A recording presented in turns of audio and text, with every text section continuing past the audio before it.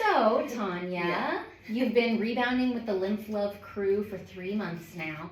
Gosh. You admittedly, when we first started, weren't sure that it was going to be an activity that you could even do. Yeah. And I think we've all witnessed over the last 3 months that it is more than something that you can do. It's helped you with therapy and more. Yeah. So I think the people at home are going to benefit from understanding a little bit more about where you came from. Why did you feel like you couldn't rebound? What health conditions or factors made you feel intimidated by rebounding or that it wasn't going to work for you? And then, of course, after that, how it has helped. Yeah. I had a car accident in January of 2015. Was told I'd never walk again. Oh my gosh. I knew it was a bad car accident and Yeah. that you were severely injured and you were in the hospital for quite... I was in the hospital for almost a full month. Oh, wow. Started in ICU for about 4 days, was then transferred to a couple other floors for other things, and then to rehab. And rehab was most of my stay, but just under a month in the hospital. I had broken ribs. I had lacerations from kidneys, punctured lung. I had broken clavicle. My pelvis was broken 3 spots. I basically had no mobility then for my left arm and my right leg, is how it went. And you had really young children at the time, I did, right? I did, yeah. My youngest ones were in preschool, the twins, and so that was... Not only did you not have young children, you had twins. Yeah, the twins. The twins were in preschool, which would put my oldest, he would have been in 4th grade. Yeah, 4th grade in preschool. And so not walking was not an option for me. I had kids. And so I continued the physical therapy at home. It dealt a lot with nerve damage. And so as I did physical therapy, the nerves started waking up, especially like in my leg, which is weird. When I look back at it, there's some things I don't fully understand. But there was a lot of trauma through that. So some things I don't always have, I'm not able to connect all the dots on. But the nerves, even though like this was the worst part, my right leg was the worst part, it was the left leg that had the most issues, like with the nerves and stuff. I think a lot of that comes from the hip and the pelvic damage that was on this side. So the nerves waking up is probably one of the most excruciating things I've ever felt. On top of that, I have psoriasis, which is an autoimmune disease. And prior to the accident, was on medication that basically, psoriasis is an aspect where your immune system overworks, okay? And so it reproduces skin cells quicker, okay? And so I was on medicine that would suppress my immune system. Well, they had to take me off that because I needed my immune system to work, to heal. Yes. Well, then my psoriasis got really bad. And so, so I was dealing with that on top of the other health things, if you will. I eventually started physical therapy outside the home, in a clinic. I did what was called, eventually was able to do it's called an 𝐒𝐡𝐢𝐬. It's an anti-gravity treadmill. And you're put into this thing, and was through that, I believe that thing saved my life in the aspect of learning to walk again.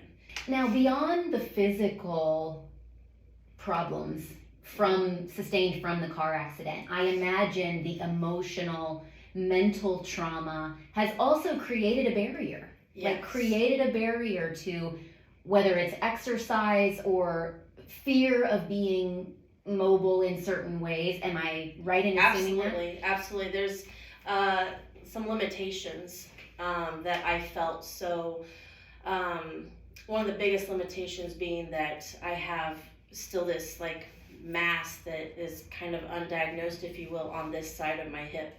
And so it was always feeling very unbalanced with that. The other thing being that there was so many physical issues, internal issues that were from the car accident. even though my CT scans had come back that there was no head or spinal trauma, there was, in the aspect of still a concussion would have been deemed, but not necessarily treated because these were more, urgent. There was then the PTSD. And I didn't understand that for the longest time. My brain protected me from memories of it happening. Like, I have no memory of the accident happening. But there was a lot to have to then process through that. And then even still then later on, there would be things that would happen that could trigger, and I wouldn't necessarily understand. So through time, got through that. But then at the same time, since that car accident up until this year, I've had a total of 8 concussions. So they say every time you have a concussion, it takes longer to recover. And most of the concussions I have no memory of. So one of them was I was at work, had gone out to my car, it was winter, went to start my car. I'm told I came back in and told my coworkers I fell and hit my head, and they took me to the hospital. It was at that point that I said, I can't do this. I don't know what's happening. I feel like nothing was there to make me fall. Why did I fall? Why am I so susceptible to a flying volleyball? Like, I feel like there's a magnet sometimes. So I'm very thankful then to have been a part of the traumatic brain injury assessment and get that help. But through that, I had to learn a lot of grounding. Basically, through the assessment, they were able to determine that there was a disconnect between my brain and the lower half of my body. So with that, I didn't necessarily always know where I was in space, if you That's will. proprioception, Okay. which is one of the main benefits of rebounding, Yeah. is to improve your proprioception, your knowledge of where you're at in time and space. See, and I'll never remember that word, but it is a word that the physical therapist used when I told her, hey, I'm rebounding now. hoping she wasn't going to be like, what are you thinking, But she said right away. But right away, she goes, I'm so glad. She goes, that's going to be huge. She couldn't be more excited, I don't think, to know that I was able to and starting to do something active and healthy, but within reason. I've never been the physical, I'm not a runner, that's just not me. And so I've just kind of always been like, exercise out the window. So when you decided to step outside of your comfort zone, I had put out the call, like, is anyone willing to be on camera? I need real, true beginners. And you're like, with anybody with health conditions, I'm like, well, that's me. Yeah, yes. And so you had messaged me and said, I think I want to try this. Yeah. So from that day one of being fearful that you would even be able to do it to today, I guess what have you noticed have been the biggest benefits for you? So if we go back to the bar and tell me the word proprioception. Proprioception. I do believe that's been a huge part of this, because again, in the beginning, having to hold the bar the whole time, no real bounce, but I say no bounce, but that doesn't mean no benefit. Correct. And there's probably a baby bounce happening. Yeah, it's enough because you're obviously got something there, but it's just a movement versus a bounce. Yes. You know what I mean? Like, there's not the bounce. So I went from having to hold the bar all the time to not having to hold the bar but keep the bar in front of me. And so a lot of the early videos you probably see I'm mostly looking down, and I'm not having to look right in front of me, but I'm looking out far enough that I can see the bar and sense the bar and know where I'm at. So the bar became more of a guide, and at the same time I became more aware of my feet. So with that proprioception, probably at the very same time what was happening is improved balance. Absolutely. Well, and that was too, so we talk about whether you want to wear shoes or not wear shoes. So I was all about wearing shoes in the beginning, because I felt more secure with shoes. Now, I'm actually finding I like it better without the shoes, because I'm trusting my feet more. And so I don't need, my shoes probably have no traction. They were just a mental thing. And also now, the bar is normally on my right side. And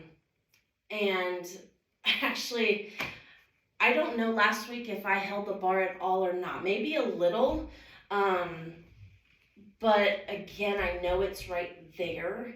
And it is, I hate to call it a security blanket, but I think it's a positive one. It's one that lets me know I'm safe. For sure. Which allows me, I feel like, to be more confident in doing all the moves. And if anything, it would probably be irresponsible on our part to take the bar completely away. I would probably fly off. Considering the concussion history, right. I mean, it's just better to have that safety net right. there. So now what about mood, energy, overall disposition? My own kids have said they've never seen me have so much energy. Which they probably don't even have much memory prior to the car accident because they were so right, little. Right. But they do have the experience and memories of constantly having a concussion. And when there's a concussion, there's sleep, there's dark rooms, there's quiet, which is hard with kids. Yes. You know, and so there would be, well, mom's not feeling well, we can't go. Sorry, I can't do that. There would be, mom can't even fix dinner tonight. Thankfully they're more to that age, obviously, at that point that they're capable. But they're seeing now. They're coming home from school. Mom has worked an entire day substitute teaching, and then she's going to fix dinner before she goes to her other job, or she's substitute teaching and then she's bouncing and then she's going to another job. I mean, I'm lasting 14, 15-hour days. I don't even know that I had that prior to the accident. The day can be a hard day for whatever reason, but if I know I'm coming to bounce, I'm having a great day. I find myself with the desire to want to, and when I can't, I feel like it throws my whole week off. Would you say it's because of the fun factor that this is, what makes this better? What makes it, like, why is it now this exercise? Honestly, even though there's still some moves that we go to incorporate that I'm not confident in. We have some quick side to side ones that I notice I can do better now, and I know where I'm at. But there's one that we would do that where we would kind of turn, and I know I can't do that yet. It's still too much here. If I have my feet, I'm still grounded, so I can still turn. But I think, honestly, it's fun. I feel like we watch so many workout things, or you see so many opportunities and programs to lose weight or to work out or whatever, and you never see someone that looks, I never see someone that looks like me. And now I'm doing it with a group of ladies that, whether they look like me or not, we all come from different backgrounds. We all have different health issues, and yet we're all growing in some way, and we're doing it together. And I think that it takes me back to some of the videos you've posted, even just in the beginning, that the comments that come from our followers, I don't know. I think I've known 2 people that have commented of the hundreds that have commented. And that means so much to see what they're getting from it, to see that it means something to them, that it really makes you stop and realize they're not judging how I look. They're not judging if I'm on the same beat as somebody else. They're not judging if I did it right or not. They've got my back, and if that's anything, what I feel. If anything, they're going, I wish I had her courage. Yeah. Well, Yeah. and it is. There are still moments. There are definitely still moments where I'm like, I'm not sure I like the cameras on, or I wish I didn't look like this, or probably shouldn't have worn that shirt. You know, like. But again, realizing that's me, and at the same time, none of that affects. If I were to have a rebounder at home for myself, nobody's watching. And I'm still going to have fun doing it, you know? And I feel like there's such that community that has come with rebounding, not just the Lymph Love crew, they're incredible, truly love our Lymph Love crew, but the rest of the rebounding community that follows Earth and Owl is so supportive. And that's at all levels. I feel like we've cultivated a community of people worldwide that are here for growth of all. Mm-hmm. You know, even in my live classes, the people who comment, they're always welcoming and encouraging. Yeah. And in my private group, you know, truth be told, I'm not going to allow rude comments. Mm-hmm. Like that just isn't. It doesn't really happen in my group because we've cultivated this community of kindness and of support and encouragement. Yeah. I think the other thing I learned too along the way, you know, we talked about some of the mental and emotional part that come from all the trauma and the different things that have happened. I feel like that is part of accepting who you are and where you're at. But it doesn't mean it's what defines you. Progress is a process. But sometimes progress is maintaining where you're at. And I that's something I took with me when I decided, okay, Nikki says yes, that means, oh, we're rebounding. That if all I can do is health bounce for 2 weeks, then that's all I'm going to do is health bounce. If I'm showing up, I'm showing up.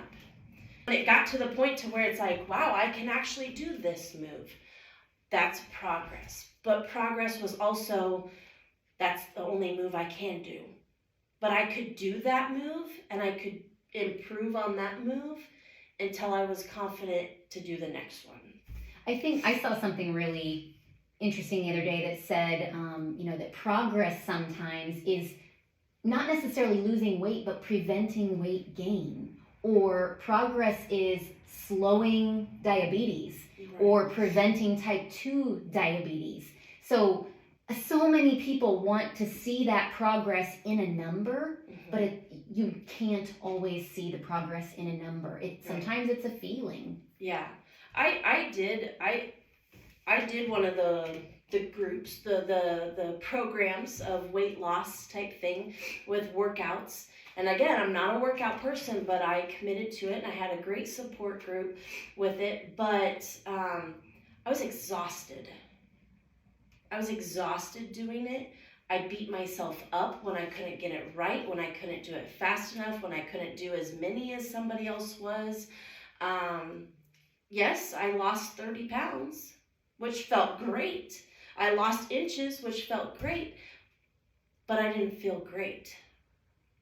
Like, emotionally is so important too. Emotionally and mentally improving is just as important as physically, I think. And when you have something, I feel when you have something like rebounding that you can have fun in doing physically, you're emotionally and mentally gaining it as well. Like, it's a healthy activity, healthy physically, mentally, and emotionally. Well, and if you think about sustainability, was the program that you did long-term sustainable? If you want to stay exhausted, I can't tell you I ever had energy after it. it. Whereas And rebounding, We can do rebounding for 5 minutes or 30 minutes, and I'm going to have so much energy for the rest of the night. Like sometimes I'm like, man, we should rebound in the morning. So I have energy all day. But, you know, I think that's the thing when it comes to if you have a rebounder, rebound in the morning, even if it's for a couple of minutes. Get yourself going, because when you've had a positive experience, it makes it easier to want to do something. And I've had nothing but a positive experience with rebounding. And did I think I would get this far? No. And as a reminder, we're only doing twice a week. Right. Twice a week. Sometimes we don't even get that. Yeah, that's right. You know, sometimes it's just once, or sometimes it's short, a short amount of time because we still have other obligations, and stuff. But that's the whole point is I don't think there has to be the pressure of you have to work out for 30 minutes today. And it has to be your legs. And now it has to be your arms. This is everything. This encompasses it all, and it is what you make it. And at the same time, I think, wow, I'm not going to get as much as somebody else does when I'm not getting off the mat. Yeah, I did. I got what I needed because this is where I'm at. This is who I am. So I got what I needed. So, somebody next to me can get off the mat quite a bit, and they can go way faster than I can, but they're getting what they need, and I'm getting what I need. And I think that's the nice part about it too is, again, it's not meeting the expectation of a program. It is meeting yourself where you are and simply showing up.